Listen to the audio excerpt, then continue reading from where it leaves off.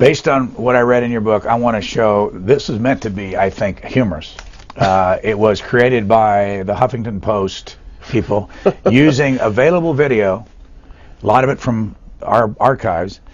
It was shown at the Washington Press Club dinner. I don't know if you've heard about this. I haven't. It's 3 minutes long, and I assume everybody's going to know why we're running this, but let's run this and get your reaction to it.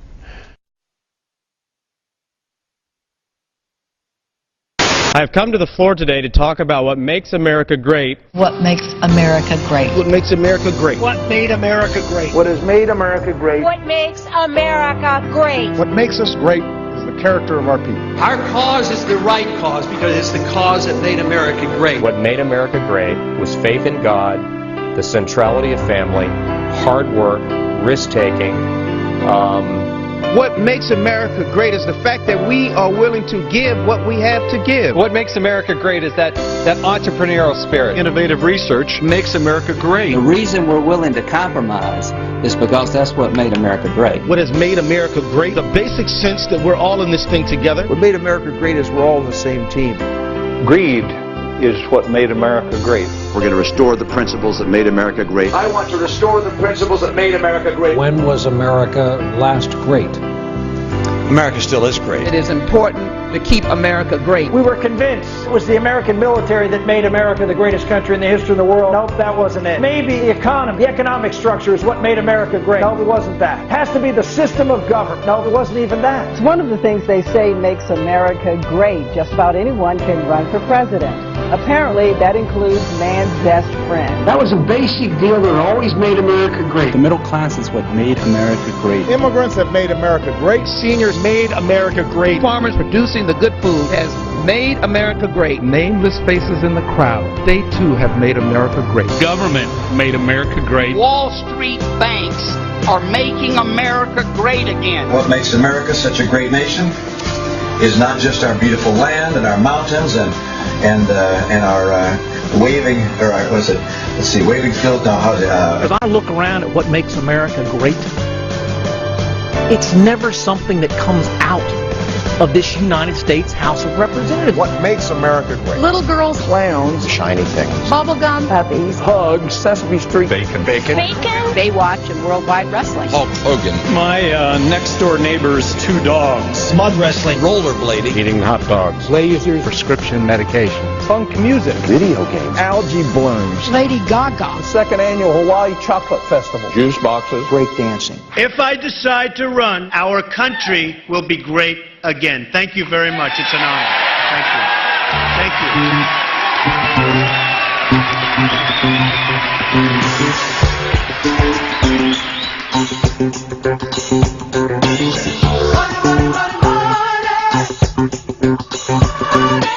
Again, a creation of Huffington Post. There's a message there. Yeah. What is it? Why do we want to tell everybody we're great?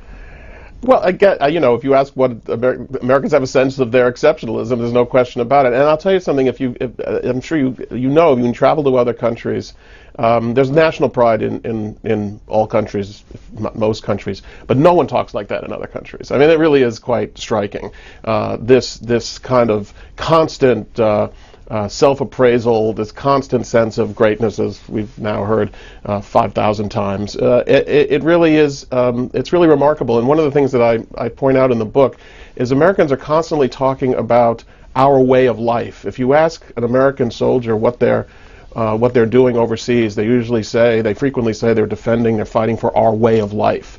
And again, that's another thing that distinguishes the United States. No other country in the world would speak of doing anything for our way of life. They would speak of doing things for their country, defend their borders, defend the nation itself. And it is this sort of sense that Americans have that they are transcendent, that they transcend the national boundaries in some way. Do we?